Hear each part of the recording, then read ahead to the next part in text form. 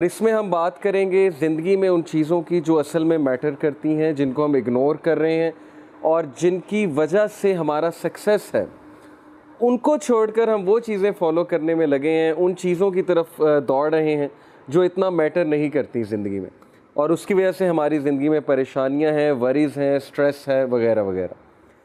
तो आज मैं आपसे एक हस्ती के बारे में बात करूंगा जो टॉप प्रायोरिटी हमारी होनी चाहिए, जो नंबर 1 पे हमेशा होनी चाहिए, एंड दैट बीइंग इज़ अल्लाह सुब्हानहू व तआला। तो अल्लाह ताला कौन है, अल्लाह ताला का एसेंस क्या है, अल्लाह ताला की हमारी ज़िंदगी में इम्पोर्टेंस क्या है, अल्लाह ताला मैटर क्यों करते हैं और अल्लाह ताला को टाइम क्यों देना चाहिए और अल्लाह ताला की क्यों माननी चाहिए, ये कुछ सवालात हैं। हम सबको पता है कि अल्लाह सुब्हानहू व तआला रब हैं, अल्लाह हमारे रब हैं, खालिक हैं, मालिक हैं, but yet some of us, in fact most of us fail to obey him. हो जाता है, डिस्ट्रैक्शंस में पड़ जाते हैं, ज़िंदगी की इस दौड़ में खप जाते हैं, टाइम नहीं निकल पाता। पता है नमाज फ़र्ज़ है, उसके बावजूद नमाज नहीं पढ़ी जाती। पता है जमात से पढ़नी चाहिए, उसके बावजूद नहीं पढ़ी जाती। और ये भी पता है कि मदद मेरी अल्लाह ने ही करनी है, अल्लाह के अलावा कोई मेरी मदद नहीं कर सकता। लेकिन इसके बावजूद एट टाइम ऑफ डिस्ट्रेस हम अल्लाह से मदद नहीं मांगते, बल्कि हम इंसानों के आगे हाथ फैलाते हैं, हम इंसानों से उम्मीदें लगा लेते हैं। और इंसानों से उम्मीदें जब हम लगा लेते हैं और वो उम्मीदें टूटती हैं, तो फिर जाहिर है कि गम मज़ीद बढ़ता है। तो the being that matters most in our lives is Allah, Allah सुब्हानहू व तआला। तो सबसे पहले मैं जो बात आज आपसे करूँगा, अगर आप लोगों ने मैट्रिक्स के कॉन्सेप्ट, मैट्रिक्स मूवी का एक कॉन्सेप्ट था रेड पिल और ब्लू पिल का, शायद आप में से कुछ लोग वाकिफ़ हों उस कॉन्सेप्ट से, कि वो जो मॉर्फियस होता है गालिबन, बाय द वे मूवीज़ मैं क्लियर कर दूं कि सारी मूवीज़ नहीं देखता, मैं बहुत कम मूवीज़ देखता हूं, और वो मूवीज़ देखता हूं जिनको पहले मैं IMDb पे जाकर रेटिंग चेक कर लूं, स्टोरी चेक कर लूं। तो इस बारे में मैं बहुत चूज़ी हूँ, क्योंकि ज़्यादातर मूवीज़ आपको पता है कि उनमें हराम का एलिमेंट होता है मूवीज़ में। तो एनीवे, उस मूवी में एक कॉन्सेप्ट था ब्लू पिल और रेड पिल का। मॉर्फियस नियो को 2 पिल्स प्रेजेंट करता है कि ये रेड पिल है, ये ब्लू पिल है, अब तुम्हारी चॉइस है तुमने कौन सी पिल लेनी है। लेकिन वो साथ में बताता है कि अगर तुम ब्लू पिल लोगे तो you will wake up with the same lifestyle, बिल्कुल उसी तरह तुम्हारा लाइफस्टाइल होगा, जॉब लगी होगी, हर चीज़ ठीक जा रही होगी, तनख्वाह आ रही होगी, but you will not be able to see many realities. तुम वो रियलिटीज़ नहीं देख सकोगे जो असल में सिस्टम के पीछे है, कि how the system is working, और तुम बस एक ऐसी ज़िंदगी गुजारोगे जैसे एक जानवर ज़िंदगी गुजारता है कि खा ले पी ले जी ले। यानी तुम्हारी ज़िंदगी में कोई तहरीक नहीं होगी, तुम्हें ये लगेगा कि all is good, everything is good, लेकिन वो चीज़ें जो मैटर करती हैं लाइफ में वो तुम्हारे हाथ से निकलती जाएंगी। तो ये है ब्लू पिल, कि इसे ले लो, you will wake up with the same क्या कहते हैं routine, with the same thoughts, with the same conscious. और रेड पिल के बारे में उसने कहा कि अगर तुम ये लेते हो रेड पिल, तो फिर तुम्हारी आंखें खुलेंगी और फिर तुम्हें दुनिया की हकीकत और सिस्टम की हकीकत नज़र आएगी कि सिस्टम चल कैसे रहा है और हम सब कितना डिसीव्ड हैं, हम सब कितने धोखे में हैं। तो अंदाज़ा तुम्हें लग जाएगा रेड पिल लेकर।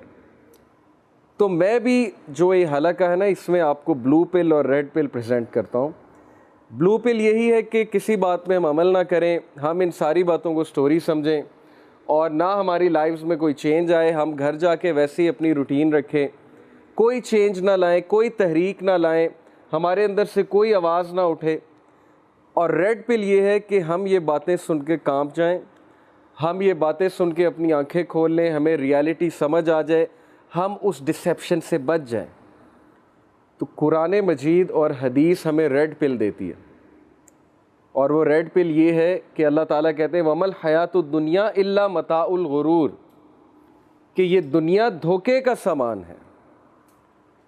इस दुनिया से कहीं डिसीव ना हो जाना, इसकी रंगीनियों में पढ़ के, डिस्ट्रैक्शंस में पढ़ के कहीं असल मकसद को ना भूल जाना।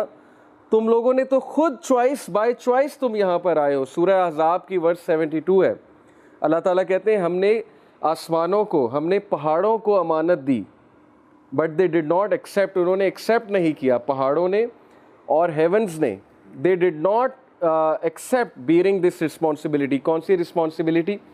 कि अब तुम दुनिया में जा रहे हो तो जाहिर है कि मैं एक रिस्पॉन्सिबिलिटी देना चाहता हूँ सारी मखलूक़ात को। रिस्पॉन्सिबिलिटी क्या है? कि दुनिया में जाके जस्टिस इस्टेब्लिश करना है, इंसाफ से रहना है, करप्शन नहीं फैलानी। इंसानों ने कहा कि हम वॉलंटियर करते हैं, तो हम सब वॉलंटियर करके आए हैं। याद रखें, कुरान हमें बता रहा है, वी वर देयर। लेकिन जब हम यहाँ पर आए तो हम उस मकसद को भूल गए। तो रेड पिल हमें वो याद दहानी करवाती है कि आंखें खोलो, निकलो इन डिस्ट्रैक्शन से, असल ज़िंदगी की तरफ आओ, असल हकीकत की तरफ आओ। ये सारी डिस्ट्रैक्शंस हैं जो हमें नमाज से दूर करती है, अल्लाह से दूर करती है। हम समझते हैं लाइफ बहुत अच्छी जा रही है, ज़िंदगी बहुत अच्छी जा रही है, एस्केपिज़म के कायल हो चुके हैं, म्यूज़िक पे म्यूज़िक सुना जा रहा है और म्यूज़िक हमें बहुत सी चीज़ें भुलाता है, इसीलिए music is a big distraction. Okay, तो इसलिए जब तक हमारी रूटीन में तहरीक नहीं आएगी, चेंज नहीं आएगी, तब तक हम कुछ भी नहीं कर सकते। सो द रेड पिल, इंशाल्लाह we'll be knowing a lot about these things. Unplug, जैसे कि आप स्लाइड में देख रहे हैं कि हम सब को अगर इस दौर में बचना है, इस फितने से, इन डिस्ट्रैक्शन से, अगर आप चाहते हैं आपकी ज़िंदगियों में कुछ बेहतरी आए, कुछ चेंज आए, तो आप लोग को अनप्लग होना पड़ेगा। आज का इंसान अनप्लग नहीं है।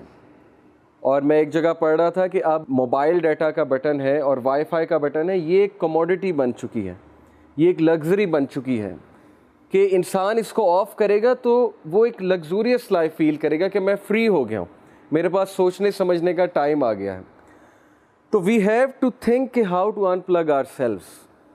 और इस्लाम ने, दीन इस्लाम, यकीन करें इन 10 ईयर्स मैं आपको बता रहा हूँ, दुनिया के तमाम साइंटिस्ट और साइकोलॉजिस्ट ये बात तस्लीम करने वाले हैं कि Islam is the answer, Islamic diet is the answer, Islamic routine is the answer, Islamic commandments and worship is the answer. इस तरफ आ रहे हैं सारे के सारे। अब हमें अनप्लग होने के लिए, क्योंकि हम स्पिरिचुअल बीइंग्स हैं, हम मशीन्स नहीं हैं, हमें अनप्लग होने के लिए कुछ एक्टिविटीज़ चाहिए। अब वो एक्टिविटीज़ लोग ढूंढते हैं एक्सरसाइज में, योगा में, और एक स्पिरिचुअल, ज़ाहिर है बुद्धिज़्म का एक पूरा स्पिरिचुअल स्ट्रक्चर है उसमें। तो हमारे नज़दीक अल्लाह ताला ने हमें 5 वक्त अनप्लग होने का टाइम दिया है कि ये 5 टाइम तुम हर चीज़ से फ़ारिग होके, हर चीज़ जो है उसको कंप्लीट करके मेरे पास आओ, मेरी इबादत करो, वो तुम्हारी सोल की डाइट है, और मुझे याद करो, मेरी याद को कायम करो। जैसे अल्लाह कहते हैं ना, so remember me I will remember you, मुझे याद रखो, मैं तुम्हें याद रखूँगा। ये रूल है असल में। तो ये बेहतरीन एक्टिविटी है अनप्लग होने की। 5 टाइम नमाज इंसान पढ़े, लेकिन तसल्ली के साथ, हुसन के साथ। जो नमाज पढ़ने का हुसन है, वज़ू अच्छा करे, वज़ू अच्छा करके मस्जिद तक जाए, मस्जिद में कुछ देर बैठे, अस्कार करे, और ख़वातीन के लिए ज़ाहिर है घर में है, लेकिन हुसन के साथ, अच्छे उस मिजाज के साथ। एक तो ये अनप्लग है, बाकी भी इंशाल्लाह हम डिस्कस करते हैं। So as I told you कि टुडे इंशाल्लाह we are going to discuss about the most important being, that is Allah. मैं आपके सामने कुछ आयात रखता हूँ और फिर हदीस रखता हूँ अल्लाह ताला के हवाले से। सो पहली आया है सूरह अर्राद की, वर्स नंबर 15। अल्लाह अपना तारुफ करवाते हैं। अल्लाह कहते हैं कि वलिल्लाहि यसजुदु मन फिस समावाति वल अर्ज़ि तौअन व करहन व ज़िलालुहुम बिल गुदुव्वि वल असाल। Translation, and unto Allah alone falls in prostration whoever is in the heavens and the earth, willingly or unwillingly। हर चीज़ अल्लाह को सजदा कर रही है, willingly या unwillingly। अब इससे क्या मुराद है कि हर कोई अल्लाह के हुक्म का ताबे है। सजदा करने से ये भी मुराद है, क्योंकि हर चीज़ में पत्थर भी हैं, पहाड़ भी हैं, हर चीज़ में जानवर भी हैं, हर चीज़ में नॉन मुस्लिम्स भी हैं। तो हर इंसान, चाहे वो मुस्लिम है, नॉन मुस्लिम है, पत्थर है, पहाड़ है, जो भी है, वो ताबे अल्लाह के हैं। तो that is Allah, that is the power of Allah. कि अल्लाह कहते हैं कि मेरी पावर के बगैर एक एटम भी नहीं हिल सकता, इलेक्ट्रॉन भी रिवॉल्व नहीं कर सकता एटम के इर्द गिर्द। फिर अल्लाह ताला अपने बारे में कहते हैं, सब्बहा लिल्लाहि मा फिस समावाति वल अर्ज़ व हुवल अज़ीज़ुल हकीम। कायनात में जितनी भी चीज़ें हैं, हर शय अल्लाह की तस्बीह बयान कर रही है। और अल्लाह अल अज़ीज़ है, अल्लाह अल हकीम है। अल अज़ीज़ का मतलब है एक्सट्रीमली पावरफुल, एक ऐसी हस्ती जिसकी पावर सबसे ज़्यादा है और अल्लाह ताला को कोई शिकस्त नहीं दे सकता। सो अल अज़ीज़ एंड अल हकीम के भरपूर हिकमत वाला, इनफाइनाइट विजडम वाला, क्योंकि अल्लाह ताला जिस तरह से लाइफ को देखते हैं और यूनिवर्स को देखते हैं हम देख ही नहीं सकते। अल्लाह के सामने क्या क्या डायमेंशन खुली हुई है, क्या क्या पर्सपेक्टिव है, आप नहीं समझ सकते। तो हर इंसान की ज़िंदगी डिज़ाइंड है अल्लाह की तरफ से। अल्लाह कहते हैं कि मैंने हर एक का रिज़्क मुतय्यन कर दिया है, किसी को ज़्यादा दिया है, किसी को कम दिया है। ये अल्लाह ताला की डिस्ट्रीब्यूशन है अल्लाह की हिकमत के मुताबिक। फिर अल्लाह ताला अपने बारे में कहते हैं, is he not best who responds to the desperate one when he calls upon him and removes evil and makes you inheritors of the earth. क्या अल्लाह बेहतरीन नहीं है जो किसकी आह सुनता है? उस शख्स की, उस इंसान की जो गम में है, जो इतना ज़िंदगी से अक चुका है, जिस पर इतनी मुसीबतें आ चुकी हैं, इतने टेस्ट और ट्रायल्स आ चुके हैं कि अकेले में रोने में उसके मुंह से आह निकल जाता है। जैसे एक भाई मुझे मिले, कहते हैं कि बस अब तो बस हो गई है, और अब अक्सर मेरे मुंह से निकलता है कि अल्लाह बस अब मेरी बस हो गई। तो ये कौन सुन रहा है उनकी आह? अल्लाह ताला कहते हैं मैं सुन रहा हूँ। क्या अल्लाह से बेहतरीन कोई है जो अपने बंदों की तन्हाई में आह को सुनता है? फिर अल्लाह ताला कहते हैं कि is there a deity with Allah, क्या अल्लाह के अलावा कोई इबादत के लायक है? क्या कोई और हस्ती सुन सकती है वो आवाज़? यूनुस अलैहिस्सलाम की आवाज़ समंदर की गहराइयों से अल्लाह ने सुनी, अंधेरों की गहराइयों से अल्लाह ने सुनी। तो that is Allah. Little do you remember, लेकिन तुम लोग तज़किरा नहीं करते, तुम लोग भूल जाते हो, अल्लाह ताला को भूल जाते हो। और शैतान तुम्हें अल्लाह ताला के बारे में बदगुमान करता है। वो कहता है कि अल्लाह हेट्स यू। ये शैतान का एक बहुत बड़ा जो है वो ज़ाहिर है एक हथियार है कि इंसान को ये फ़ील कराना कि अल्लाह तुझे नापसंद करता है, या तेरे तो बहुत गुनाह हैं, या तू तो इस लायक ही नहीं कि अल्लाह से बात कर सके। तो अल्लाह से दूरी, अल्लाह ताला से इनसिक्योरिटी और अल्लाह ताला के बारे में बदगुमान होना, जैसे इशफाक अहमद रहीमहुल्लाह कहा करते थे ना कि ज़िंदगी में हर हमाकत कर लेना, लेकिन कभी ये हमाकत ना करना कि अल्लाह ताला मुझसे प्यार नहीं करते। ये ज़िंदगी की सबसे बड़ी हमाकत है। तो अल्लाह कहते हैं कि लिटिल डू यू रिमेंबर, तुम लोग याद दहानी नहीं करते, तुम लोग याद नहीं करते कि मैं हूँ कौन। या अय्युहल इंसान मा गर्रक बिरब्बिकल करीम, सूरह इन्फितार वर्स नंबर 6। ए इंसान, तुझे किस चीज़ ने अपने रब से गाफिल कर दिया जो कि करीम है। करीम से मुराद है जनरस है। और फिर अगली आयत में अल्लाह कहते हैं उसने तुझे बनाया, फैशन किया, प्रोपोर्शन किया, तुझे शेप दी, जिस तरह उसने विल किया तुझे शक्ल दी। जब माँ के पेट में तू था तेरी हिफाजत कौन कर रहा था? अल्लाह सुब्हानहू व तआला कर रहे थे। फिर जब तुम बड़े हुए हो तुम्हें किन किन हादसों से अल्लाह ताला ने बचाया। हमारे गुनाहों के बावजूद अल्लाह ताला हमें रोज़ाना माफ़ करते हैं। तो किस चीज़ ने गाफिल कर दिया अल्लाह से तुम्हें? तुम हर इंसान से उम्मीद लगाते हो, लेकिन अल्लाह ताला से तुम बदगुमान हो। तुम्हारे पास हर चीज़ का टाइम है, लेकिन नमाज़ पढ़ने का टाइम नहीं है। और कितने मिनट्स लगते हैं? 15 मिनट अगर आप एक नमाज के लगा लें, अगर अच्छे से पढ़ी जाए तो 75 minute. 75 minute divided by 14, 40, 40 minute होते हैं एक दिन में, 24 घंटे में 1440, सॉरी 75 को 1440 से डिवाइड करें, शायद 6-7% बनता है।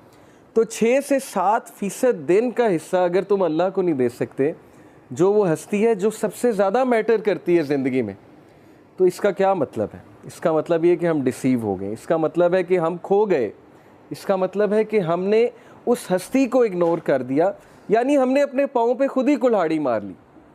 और वो हस्ती बार बार हमें बुलाती है 5 times a day। अल्लाह सुब्हानहू व तआला कॉल्स अस, हमारे फ़ायदे के लिए। ये नहीं कि तुम्हारी इबादत से मुझे कोई फ़ायदा होगा, मेरे तो पता नहीं करोड़ों एंजल्स, अरबों खरबों एंजल्स अल्लाह ताला की हमद बयान कर रहे हैं। मिराज के सफ़र पे जब रसूल अल्लाह सल्लल्लाहु अलैहि वसल्लम गए थे तो अल्लाह के नबी सल्लल्लाहु अलैहि वसल्लम ने बयान किया कि हर एक आर्म की लेंथ पे एक एंजल खड़ा हुआ है हेवंस में, हर एक आर्म की लेंथ पे जो अल्लाह की हमद कॉन्टीन्यूसली बयान कर रहा है। दैट इज़ अल्लाह। तो अल्लाह ताला को ज़रूरत नहीं है, लेकिन तुम्हारे अपने फ़ायदे की बात है। तुम वज़ू करोगे, तुम अनप्लग हो जाओगे, तुम सजदा करोगे, ठीक है, उसके बॉडी के मेडिकल बेनिफिट्स कितने हैं, क्या क्या बेनिफिट्स हैं। सो या अय्युहल इंसान मा गर्रका बिरब्बिकल करीम, किस चीज़ ने तुझे उस हस्ती से गाफिल कर दिया जो कि मोस्ट जेनरस है। ओ Mankind, what has deceived you concerning your Lord, the most generous। अबू हुरैरा रज़ियल्लाहु अन्हु से एक हदीस बयान होती है, इन अल्लाह ताला यक़ूलु या अब्ना आदमा तफ़र्रक़ ली इबादती अमला सदरक़ा ग़िनियन व असुद्दु फ़क़रक व असुद्दा फ़क़रक। क्या ट्रांसलेशन है? अबू हुरैरा रज़ियल्लाहु अन्हु से रिपोर्ट हुआ कि नबी सल्लल्लाहु अलैहि वसल्लम ने कहा कि अल्लाह सुब्हानहू व तआला कहते हैं, ये हदीस कुदसी है, जो हदीस में अल्लाह ताला की तरफ से बात है ना, उसे हदीस कुदसी कहते हैं। कहा कि ओ सन ऑफ एडम, ए आदम के बच्चे, busy your self with my worship, अपने आप को फारिग कर ले मेरी इबादत के लिए, उसका क्या होगा तुझे reward? I will fill your heart with riches and alleviate your poverty. मैं तेरे दिल को गनी कर दूंगा, मैं तुझे कंटेंट कर दूंगा, मैं तेरी टेंशन्स को दूर कर दूंगा, तेरे बर्डन्स को हल्का कर दूंगा, और मैं तेरी पॉवर्टी को एलिवेट कर दूंगा, यानी ख़त्म कर दूंगा। नमाज में रिज़्क है, इससे ये साबित होता है।